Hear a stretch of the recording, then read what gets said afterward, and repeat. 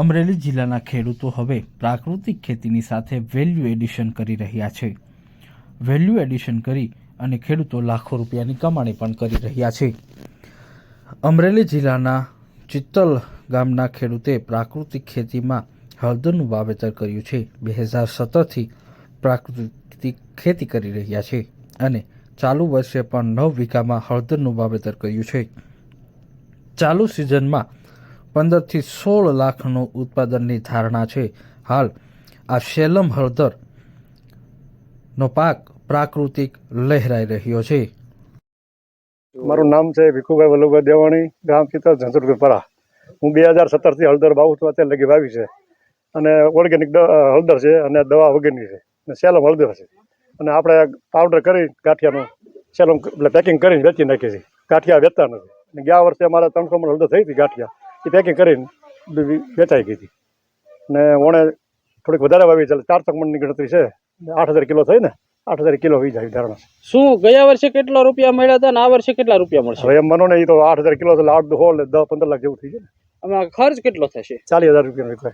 અને કેટલા વીઘાનું વાવેતર છે? 8 વીઘાનું. અમરેલી જિલ્લાના ખેડૂતો પરંપરાગત ખેતી છોડી અને પ્રાકૃતિક ખેતી કરતા થયા છે અને પ્રાકૃતિક ખેતીની સાથે પાકનું વેલ્યુ એડિશન કરી રહ્યા છે. પાકનું વેલ્યુ એડિશન કરવાથી પાકની કિંમત, ઉત્પાદન અને ભાવમાં ખૂબ જ ઘટાડો થાય છે. તો સાથે જ પ્રાકૃતિક ખેતી કરતા હોવાથી, ગાય આધારિત ખેતી કરતા હોવાથી પાકનો ઉત્પાદનમાં, ભાવમાં ખૂબ જ વધારો થાય છે. હાલ મોટાભાગના લોકો ઓર્ગેનિક અને પ્રાકૃતિક ખેતી કરતા લોકો પાસેથી વધારે ખરીદી કરવાનું પસંદ કરતા હોય છે. ત્યારે આ ખેડૂતે શેલમ હળદરનું વાવેતર કર્યું છે. 9 વીઘામાં શેલમ હળદરનું વાવેતર કર્યું છે. અંદાજિત 8000 કિલોનું ઉત્પાદન થવાની શક્યતા છે. ડ્રાય પાવડર કરવામાં આવે છે અને ડ્રાય પાવડર કર્યા બાદ પેકિંગ કરી અને લોકોના ઘર સુધી હળદરનું વેચાણ કરવામાં આવે છે.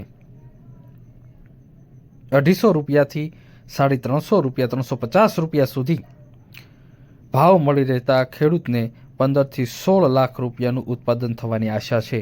તો જેની સામે 30 થી 40 હજાર રૂપિયા જેટલો ખર્ચ ખેતીમાં થાય છે. પ્રાકૃતિક ખેતી કરતા હોવાની સાથે હળદરનું સોલ્ટિંગ એટલે કે ડ્રાય કરવું એ ખૂબ જ મહત્ત્વનું છે, જેથી મજૂરી વધારે થાય છે તેમજ અન્ય મશીનરીનો ઉપયોગ કરવો પડે છે, જેથી ખર્ચ થોડો વધુ થાય છે. પરંતુ એકંદરે આવક સારી રહે છે, ઉત્પાદન ખૂબ જ થાય છે.